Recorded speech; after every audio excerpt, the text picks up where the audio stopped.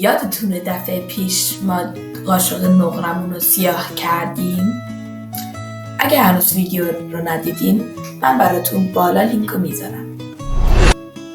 و اینم به شما بگم من امسال رفتم توی مسابقه لبن میت چمی تو آلمان شرکت کردم که باید من این دفعه روی نقرمون که سیاه کردمش دوباره سیاهیشو بردارم. من 2 تا برنامه دارم که میخوام توی اولین برنامه‌ام که الان میبینین 4 تا نشون بدم که با 4 تا محلول چجوری میتونین سیاهی روی نقرمون رو برداریم.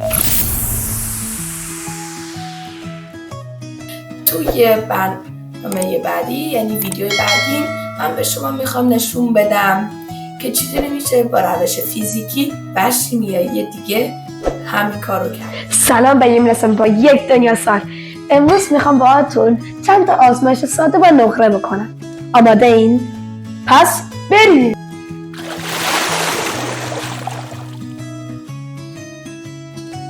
برای این آزمایش ما به این چیزا نیاز داریم: فویل آلومینیوم، نمک، آب سرد، آب گرم، 4 تا لیوان. حالا من میخوام قاشقامو که سیاه هستم براق بکنم. برای این کار من اینجا 4 تا آزمایش دارم. تو این آزمایش آب هستش و آلومینیوم. تو این آب و نمک، تو این آب آلومینیوم و نمک و این تو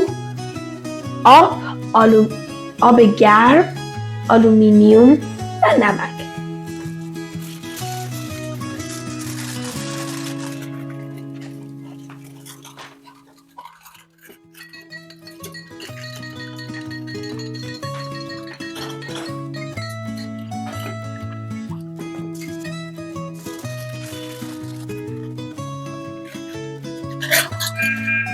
مواظب باشین که دستتون نسوزه.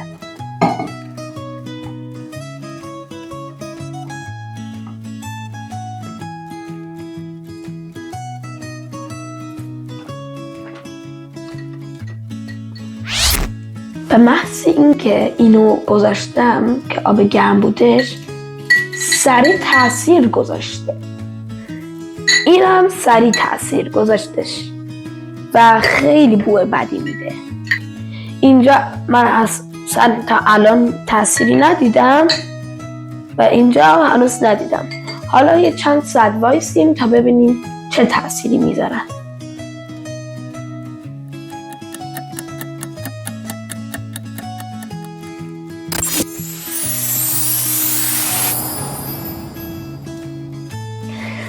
الان من به شما آب گرم و آب سرد یه بار به هم دیگه نشون میدم. پیش آب سرده تغییرش از نزدیک که آدم ببینه کمتر هستش. آلومینیوم از نقره خیلی فعالتر هستش و میخواد جای نقره رو بگیره و اینکه آب نمکم که توش میریزیم توی محلولمون میریزیم تندتر کار انجام میشه. حالا هم که آبمون گرم هستش مولکولا تندتر هستن، برای همون واکنش شیمیاییمون تندتر انجام میشه.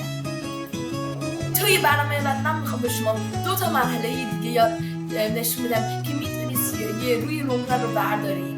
امیدوارم از این ویدیو خوشتون اومده باشه. لایک و سابسکرایب یادتون نره. اگر سوالی داشته باشید پایین ویدیو بذارید. تا برنامه بعد، خداحافظ.